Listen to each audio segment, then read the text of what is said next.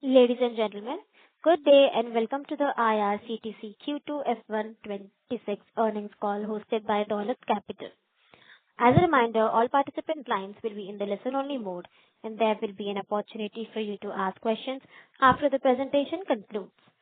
Should you need assistance during the conference call, please signal an operator by pressing star, then 0 on your touchtone phone. I now hand the conference over to Mr. Rahul Jain from Dolat Capital. Thank you, and over to you, sir. Thank you, Huda. Good afternoon, everyone. On behalf of Dolat Capital, we welcome you all to the Q2 FY'26 earnings conference call of IRCTC Ltd. I take this opportunity to welcome the management of IRCTC, which is represented by Mr. Sanjay Kumar Jain, who is CMD of the company, Mr. Sudhir Kumar, who is Director of Finance and CFO, and also we have today with us Shri Rahul Himalianji, who is Director for Tourism and Marketing, and Mr. Manoj Sharma, Director for Catering Services of the company. And now I would like to hand the conference over to IRCTC management to take the proceeding forward. Over to you, please, Sanjay ji. Thank you, Rahul ji. Good afternoon, everyone, and a warm welcome to the IRCTC Ltd. Earning call for the quarter ended September 30, 2025. The company announced its financial results for the second quarter of financial year 25-26 yesterday, and the same have been filed with both stock exchanges. I will begin with a brief overview of our quarterly performance, after which our Director of Finance and CFO, Mr. Sudhir Kumar, will take you through the detailed financial and segment-wise analysis. We will then open the floor for questions. We are pleased to share that Q2 FY'26 has been a stable and profitable quarter for IRCTC, underscoring our strong operational fundamentals and sustained business momentum. The company reported a profit after tax of rupees 342 crores, reflecting a year-on-year growth of 11.04%. This growth was primarily driven by robust performance in our internet ticketing, catering and tourism segment, supported by operational efficiency and disciplined cost management. EBITDA for the quarter stood at 404 crore rupees, an increase of 8.31% year-on-year, with an EBITDA margin of 35.25% compared to 35.05% in Q2 FY'25. The improvement in margins demonstrates our continued focus on cost optimization, operational excellence, and revenue diversification. Revenue from operations for Q2 FY'26 stood at rupees 1,146 crore, up by 7.71% from 1,064 crore rupees in the corresponding quarter of the previous year. This growth was broad-based across all business segments, reflecting steady demand recovery and our ongoing efforts to enhance service delivery and digital capability. We believe that IRCTC's consistent performance reflects its resilient business model, strong brand equity, and customer-centric approach. Our strategy remains focused on strengthening our digital ecosystem and expanding new age offerings, enhancing operational efficiency across business verticals, leveraging technology for better customer experience and scalability, and exploring emerging opportunities in tourism, hospitality, and value-added services. Looking ahead, we remain confident of sustaining our business growth trajectory in the coming quarters, supported by our strong financial strength, efficient operations, and commitment to delivering long-term value for all stakeholders. Thank you very much. I will now hand over the call to Mr. Sudhir Kumar, Director of Finance and CFO, for a detailed discussion on our financial and segmental performance. Thank you.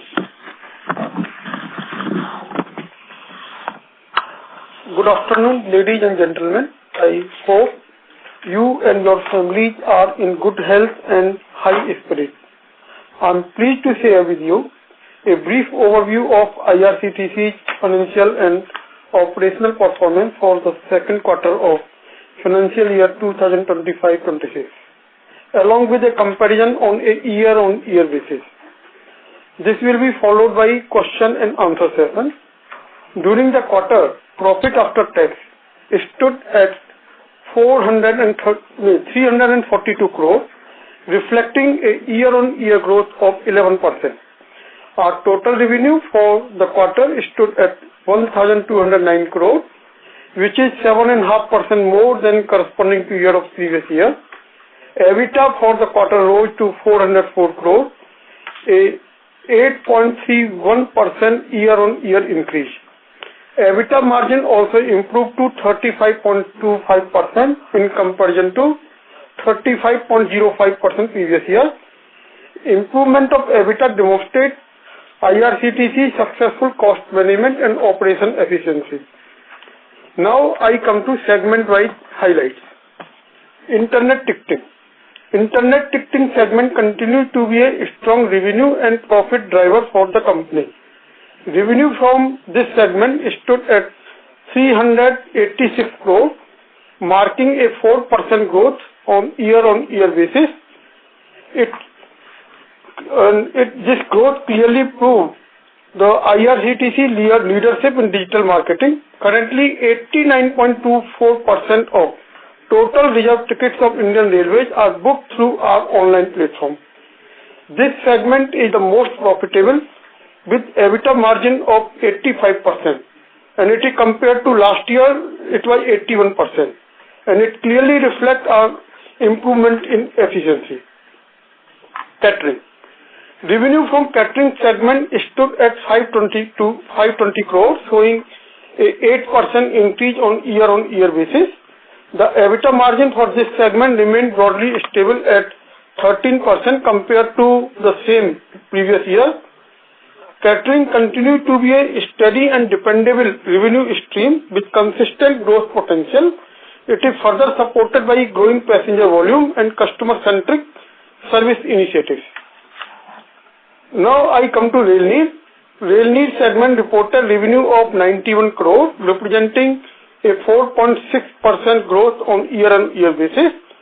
EBITDA margin of this segment remained stable at around 10%, similar to last year's same quarter, and reflecting sustained operational efficiency and strong brand acceptance. Now I come to tourism.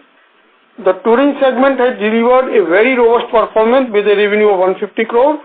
It is 20.97% up year-on-year basis. This growth is particularly noteworthy given the temporary disruptions caused by geopolitical factors during this period. The EBITDA margin of this segment further improved to around 7%, as against a negative margin in the same quarter in previous year, reflecting successful cost rationalization efforts and better business mix. Overall, the second quarter performance reflects IRCTC resilience, strategic focus, and operational excellence.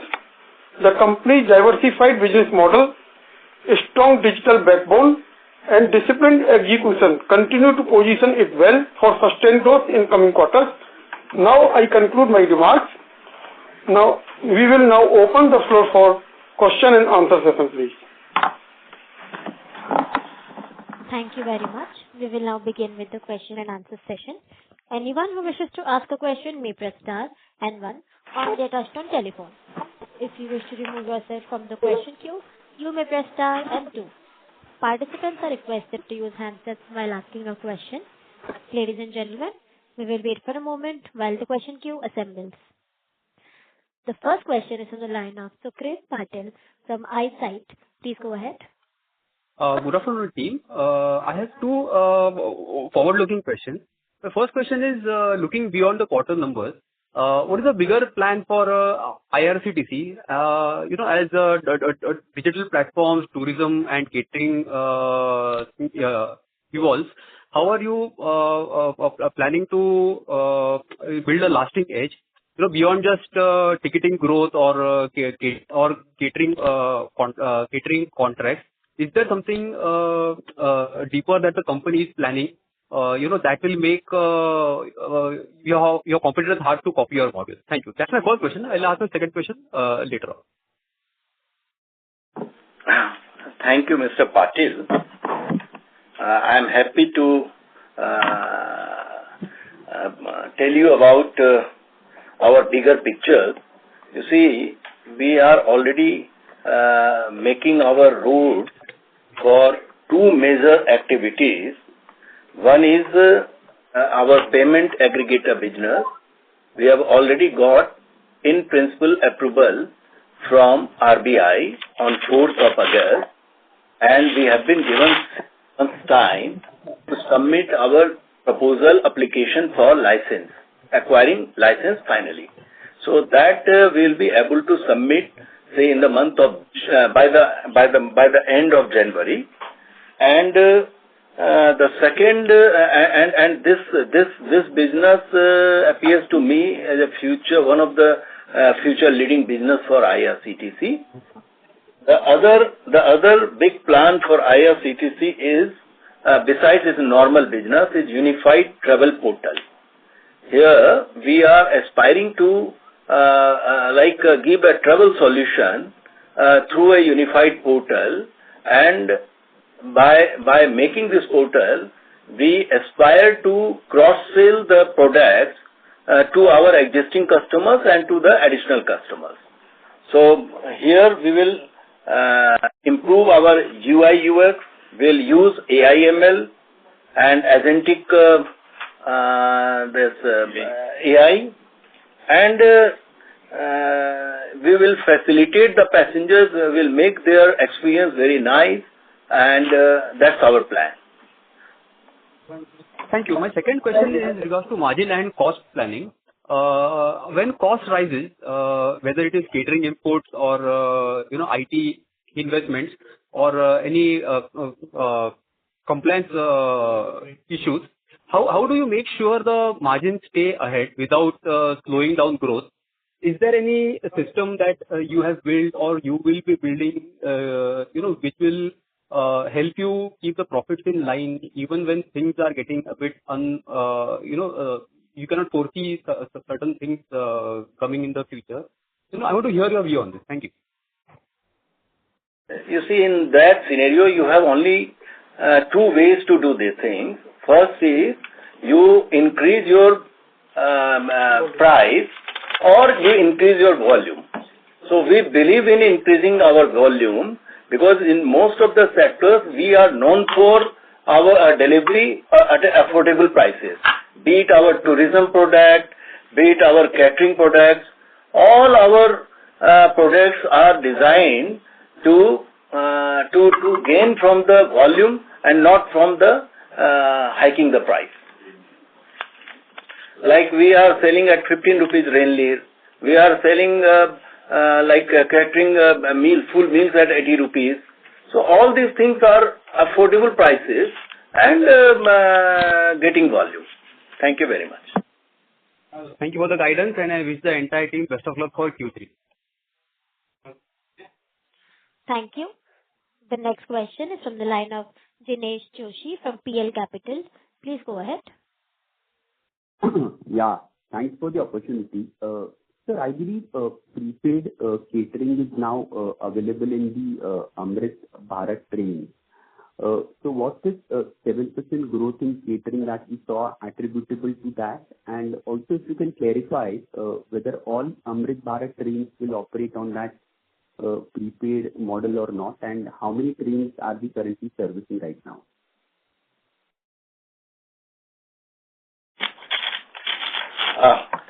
You want to know how many Amrit Bharat trains we are serving now, or you want to know overall trains we are serving?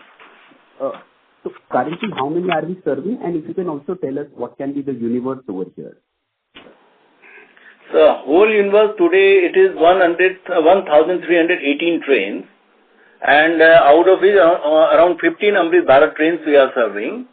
At the moment, none of the Amrit Bharat trains we are running on prepaid model, but yes, the policy is out. Of course, this will give us a good gain, but we are putting our system in place to take up this work. So Thank if you. I remember, Yeah. Thank you, sir. Thank you. So if I remember right, earlier our universe was somewhere around 1,500 trains, and our reach was at about 1,300 trains. And now you mentioned that additional 1,318 Amrit Bharat trains will come up. So does that imply that our universe doubles, or basically how to think about it? Because I could not get your question. Please repeat it again. Sir, our current catering reach is 1,300 trains, right? Sure. Right. And you mentioned that additional 1,318 Amrit Bharat trains are something which will come up in future. So does it imply No. Currently all trains put together, mobile services we are providing in 1,318 trains. And only 15 trains are Amrit Bharat trains. Oh, understood. And how many more Amrit Bharat are about to come was my question. How big is the universe? Though universe is quite big, but exact number you can get only from Ministry of Railways. Thank you. Okay. And secondly, just one small clarification required on the cluster-based contracts that were awarded some time back on 5+2 year basis. So these new contracts, I mean, are all of them now hitting our P&L and we are accruing revenues at revised prices, or some of them are yet to hit our P&L? No, you see, there is a mix of cluster trains and SBD trains and temporary trains. You see, we have given contract on cluster trains which have been already awarded, where we got the tender through, and in those trains also, when the SBD trains tenure will expire, those trains will be converted into cluster trains. And there are certain trains which could not be pooled in the cluster. Those trains we are running on a temporary basis. So all three types of trains are still working. Thank you. I will take this separately, no problem. But sir, one last bookkeeping question. If you can share the number of tickets booked for the quarter and the convenience fee, and also the share of UPI transactions. Yeah.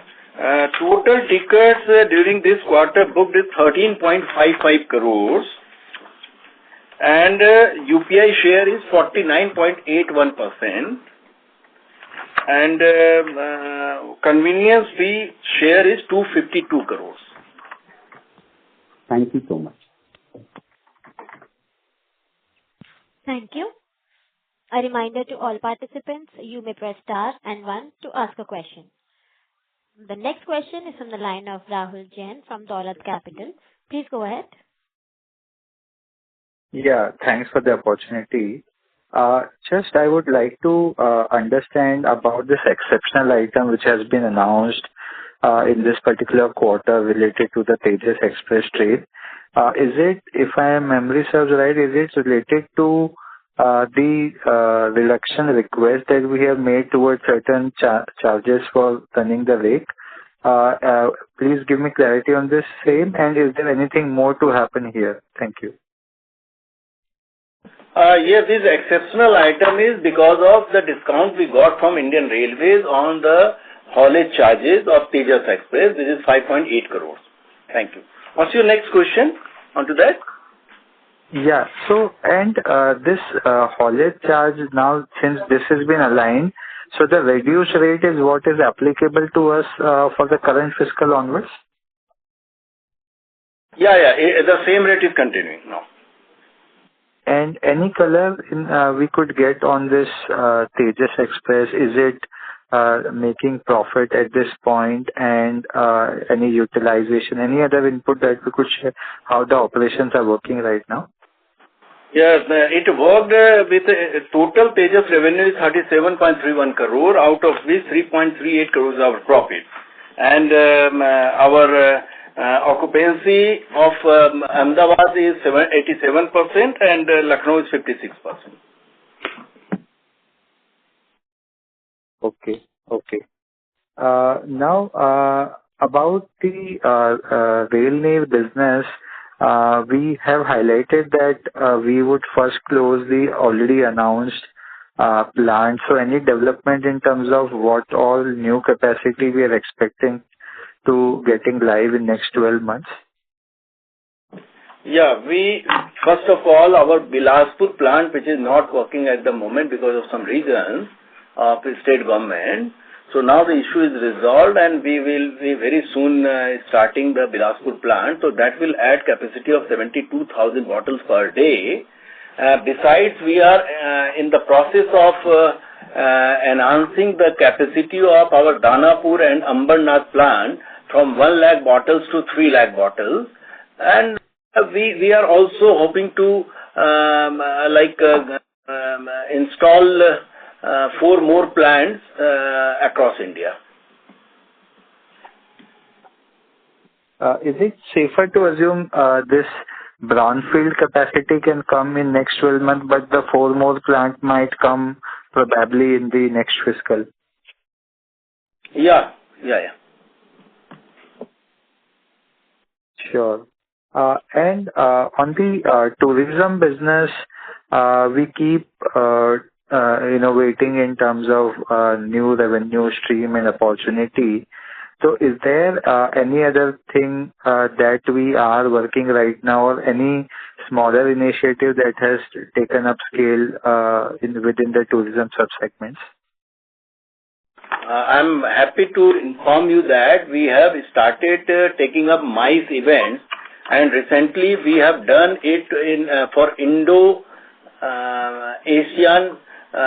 countries, this Mart, where IRCTC in Bangkok for the first time organized the Mart infrastructure. We participated in PATA, and we have been given by MEA this work, not to Ministry of Tourism. Sorry, we got it from where? From MEA, Ministry of External Affairs. Okay, so was it representing this Mart which you were mentioning? Sorry about my knowledge on this subject. So was it like India section which we hosted in that ASEAN event, or something more than that? Yeah. It is not only for India, but it is for ASEAN also. 11 countries participate. Sure. So, in the MICE event, is there, because this is a very diversified segment, so how we are trying to identify the area which we will participate and areas which we may not? You see, general MICE everybody can do, but now we have planned to make a cluster kind of thing where we will divide all the ministries and the state government in 5 clusters, and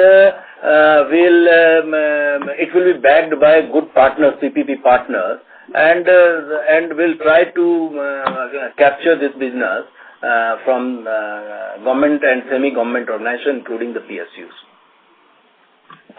Pretty interesting. So any profitability, will it be like a fixed top-up margin on the cost plus basis, or it will be function of other revenue stream and what we collect? You see, it will be what we have thought of is a minimum margin of 8% will keep. And as I told earlier that we work on an affordable model. So whatever benefit we can derive because of our capacity or our market presence will certainly give benefit to the organization so that we get more and more business, of course with the 8% return. And just lastly, will this revenue be part of our catering initiative, or it will be part of our tourism initiative? Of course, tourism. Sure. Thank you so much. I'll join back the queue, and congratulations on starting this new venture. Thank you. Thank you. The next question is from the line of Kartik Gada from Multiple Wealth. Please go ahead. Yeah, hi. Thank you for this opportunity. Am I audible? Yes, sir. Yes, Kartik, please go ahead. Yeah. I had a question related to the balance sheet. So when I look at the 6-month revenue, it is at 2,300 crores. And when I compare this with the debtors, debtors are at 1,548 crores. So just wanted to understand the composition of debtors. Even when I look at the March numbers, the fiscal 25 numbers, the debtor days are coming at more than 100. So just wanted to understand which are the segments which are contributing to this, and what would be our strategy to bring down the debtor days? Yeah, mostly this is more than 80% with railways, which is our parent organization. It is basically that it's a continuous business going on. Every day there is a new bill coming in, and we are getting this money back also. So we monitor it in a better way. We are trying to use this automation also, where HST, because bill verification is a critical issue here. We have many trains which then run, then TT of the train that verifies the that how many numbers are actually taken meals, and based on that verification we get the bill cleared. So there, what happens at the moment, all the major trains they are using HST. So we are in the process of linking this HST with our billing process. So once this is done, of course it will certainly help us in at least getting it verified quickly, and that much time we'll be able to save. So I am very hopeful to get it a better proportion. Okay. So, would the major chunk of this debtors be coming from the catering segment? Would that be the fair understanding? Yeah, major catering. Okay. And this initiative which you mentioned, the automation initiative, is it possible to provide any timelines, say, what kind of improvement we can say by end of this fiscal year or the next fiscal year, something of that sort? Yeah. It is already in the process. We'll first do it on a pilot basis, and if it is getting through, then we'll be going all out by the end of next financial year. Okay. Okay. My next question is related to the payment aggregator business. So thank you for the commentary, the initial remarks. So, if it's possible, anything which you can share, what will be again the timeline after we get final approval from RBI? What would be the timeline, and what will be our strategies? How we plan to monetize this segment? You see, we are already into this cement business, but of course for our internal customer also only, and there we have a good sense and business sense of this particular business, and after 6 months, once we get the license, we are already in the process of putting our people right at the right place. We have already set up a subsidiary which will be looking into this business alone, and we have our business plan, how we'll go about it. But I can tell you that our business alone, presently we are doing with our IP only 20% of the total transaction GMV value, which we have a scope of around 100%, going up to 100%. So something around 70,000 crore, whereas we are doing only 13,000 crore round business. This business already existing will tap that, and we have business plan which I don't want to discuss openly here. Otherwise, you know that it's a very competitive field, and you will get to know once we do it. Thank you. Okay. This last question on the internet ticketing segment. So now you mentioned that we have a very high share of almost 90% of Indian Railways online tickets booked. Again, depends on the ticketing growth from the railway side, but how we can get higher growths, because this quarter we have seen 4% growth in the revenue. So again, how can we get higher growth in the internet ticketing revenue?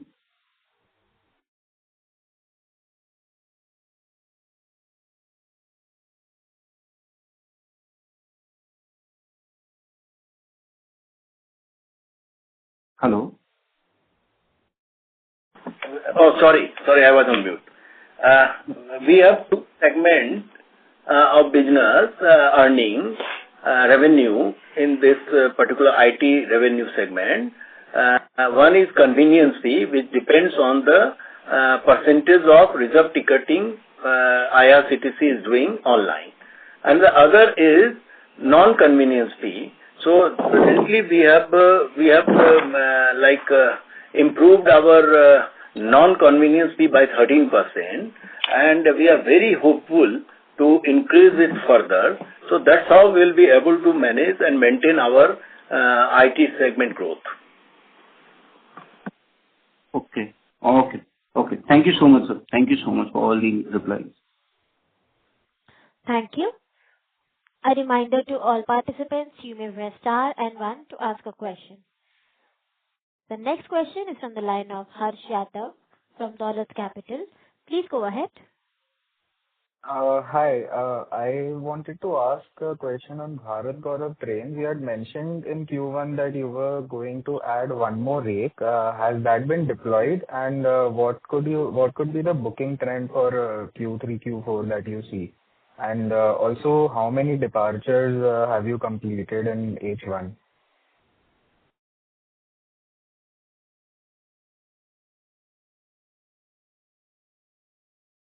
We have already got 9 coaches, and presently we have deployed these coaches in our regular trains, regular Bharat Gaurav trains, and we are doing good business of Bharat Gaurav train. You see, this year, this quarter, our tourism revenue has grown by 21%, and contribution of Bharat Gaurav train is quite a lot. Okay. If you could also provide some light on the booking pipeline for Maharaja Express, because you had mentioned 20% growth in Q1. Has that momentum sustained in Q2? I am happy to tell you that even for the next year, we have got quite handsome booking, and this year we will be touching, I think, highest ever booking on Maharaja Express. Okay. And a question on this ABSS. You had mentioned in Q1 that station upgrades were impacting static units temporarily. Has that been resolved, or is this continuing, and how long do you think this impact would persist? No, this is still continuing because the stations are getting commissioned slowly, but they have been taken up simultaneously. But it will give us a very good business in the years to come. Okay. Just a few more questions. You had mentioned this IRCTC co-branded UPI credit card. Is there any update on this? Have you planned anything?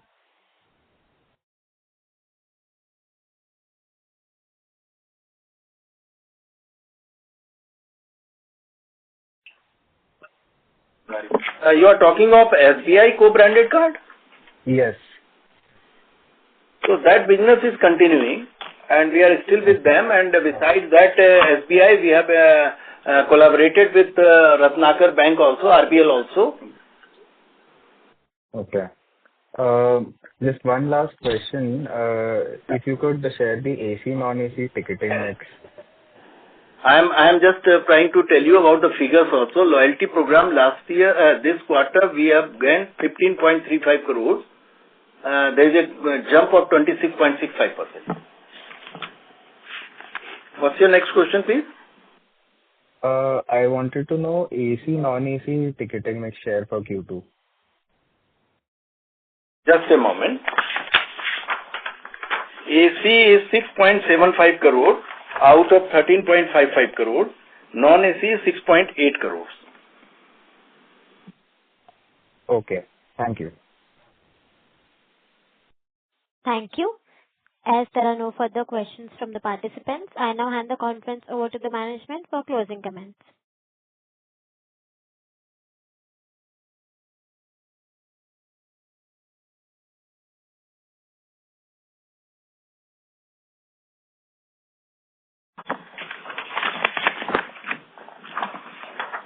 A very good evening to everyone. I am Rahul Himalayan, Director Tourism and Marketing, looking after the tourism and internet ticketing business. As you have seen that H1 as well as Q2 has shown us a robust growth of 7.71% from revenue for operations, and the EBITDA has been around 8.31% variation. With this, it has set the zeal and momentum in us to perform in Q3 and Q4 and make the financial year 2025-26 a remarkable and momentous year. Wishing you all the very best. Wishing us all the very best in this endeavor. Thank you. On behalf of Dolat Capital, that concludes the conference. Thank you for joining us, and you may now disconnect your lines. Thank you. Thank you.